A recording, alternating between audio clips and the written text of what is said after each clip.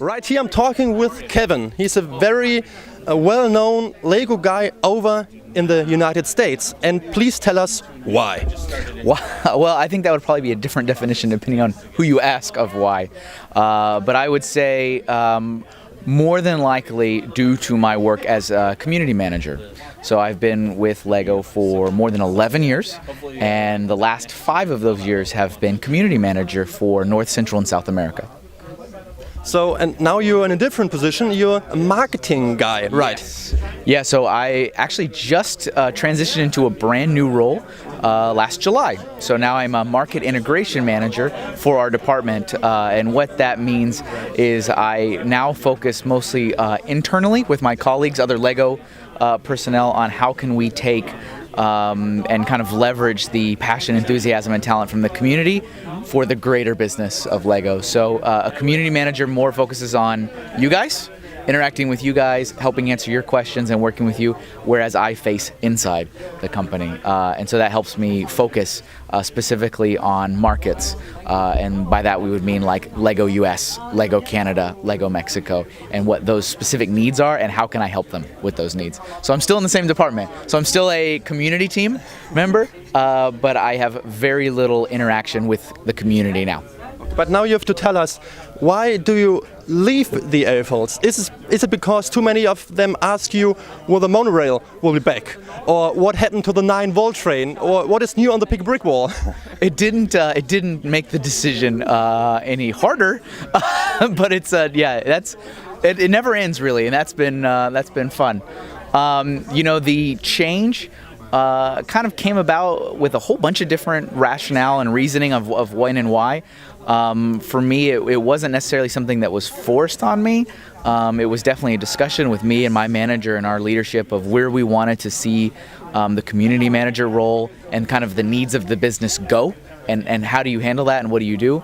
And so it was definitely do you think this would be okay? Are you okay with this? And for someone who's been actively engaged with the community for 5 years, it can be a little draining, just from an energy level of traveling a lot, going to a lot of events, participating in lots of Q&As, lots of interviews, and it's been a tremendous ride. I have loved it. It's been one of the best jobs I've had in my life, but I'd also like to give somebody else an opportunity to try it too, and I felt like it would be easy for me to take the insights and relationships that I've built and then face it internally versus remaining a community manager and then hiring someone else on, because I feel like they might not be better equipped to start that journey inside. So it seemed like it just made sense all around.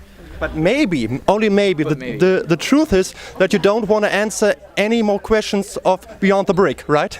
That's totally it. You can tell it right now. That you finally cracked the code. No, I know those guys all too well. And who knows, maybe there'll be more future Beyond the Brick interviews. I don't know. But yeah, that's probably the reason I want to take a break from the Beyond the Brick videos. Okay. And now one last questions and good wishes to absolutely, we love them. We love it. To the guys Matthew over there, and Joshua, and cameraman John, fantastic. You're great. I like the videos very much. I'm subscribed. Me too. Everybody should subscribe. But one last question is, are there any differences between such an exhibition here in Europe or in the US? So what is different? I think you would find that there's actually a lot of similarities. Of course, there are some differences. I would say probably the biggest difference is length of time. So when you look at some of our large-scale events, which we call conventions, Brick Fair, Brick World, BrickCon, they could start as early as Wednesday evening and go all the way through the end of the day Sunday. So it does start turning into like a 4-day, a 5-day, and it is exhausting. I don't usually go for the whole duration, but a lot of people do. So I think the kind of the most obvious difference is length of time. They last a lot longer. With the events in North America, I've noticed that the focus tends to be a lot more on AFL to AFL interaction. So like what we did here today, where we did a Q&A session, you'll see tons of those at a North American event. You'll see an entire calendar full of seminars, workshops, presentations, Q&As, and there'll also be several where you have to actually pick and choose which ones you want to go to, because there'll be maybe 3 happening at the same time. And the public visitation, where they open up the halls and maybe charge a ticket price and let people come in, is very much a side note. It's like, well, that has to happen because we need to afford insurance and pay the bills and internet and have the space for the venue.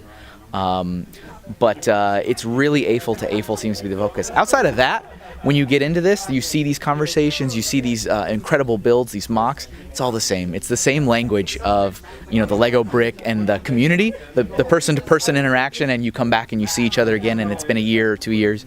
That's the same. So I think the difference just tends to be more kind of logistical differences and administrative differences, but you all speak the same language.